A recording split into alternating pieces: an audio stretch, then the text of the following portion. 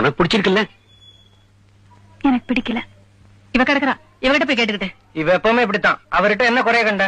அவர் எவ்வளவு இன்டெலிஜென்ட் தெரியுமா? உன்னை பார்த்தோன்னே பிடிச்சிருக்குன்னு சொன்னார்ல. நல்லதெல்லாம் உனக்கு பிடிக்காதே. இந்த வயசுலயே ஒரு பர்சனல் மேனேஜர் தெரியுமா? பிடிச்சிருக்குன்னு தான் சொல்ல. மல்லிகா, ஏமா உனக்கு பிடிக்கல? பிடிக்கல, அதனால பிடிக்கல. அவர் ரொம்ப நல்ல சாய்ஸ் நான் நினைக்கிறேன். அப்ப நீங்க அவரை கல்யாணம் பண்ணிக்கோ. திவ்யா, இத பார், ஏன் மாட்டேங்கிற? எனக்கு இப்ப கல்யாணம் வேண்டாம். சின்ன குழந்தை மாதிரி பேசாத. அப்ப சின்ன குழந்தை மாதிரி என்ன நடத்தாதீங்க. என் விருப்பத்துக்கு மரியாதை கொடுங்க. எனக்கு இப்ப கல்யாணம் வேண்டாம். பின்ன எப்ப பண்ணிப்பியா?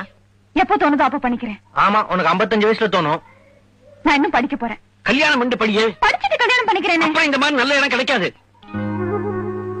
இதோ பாருமா, நான் ஒரு கவர்மெண்ட் சர்வெண்ட். இன்னும் 4 வருஷத்துல ரிட்டையர் ஆக போறேன். உனக்கு கீழே 2 தங்கங்க இருக்காங்க. உங்க எல்லாரையும் நல்லபடியா நான் கல்யாணம் பண்ணி கொடுக்கணும். நீ இஷ்டப்படும் போது கல்யாணம் பண்ணி கொடுக்க என்னால முடியாதுமா. இது ரொம்ப நல்ல இடம். படிச்ச மாப்பிள கல்யாணத்தை கூட சிம்பிளா பண்ணா போதும்னு சொல்லிட்டாங்க. வரதட்சணையே வேண்டாம்னு சொல்லிட்டாங்க. இதை விட நல்ல இடம் எங்கம்மா கிடைக்கும்? ஏப்பா, உங்க பொண்ணு கல்யாணம் பண்ணி வைக்க பாக்குறீங்களா இல்ல விக்க பாக்குறீங்களா?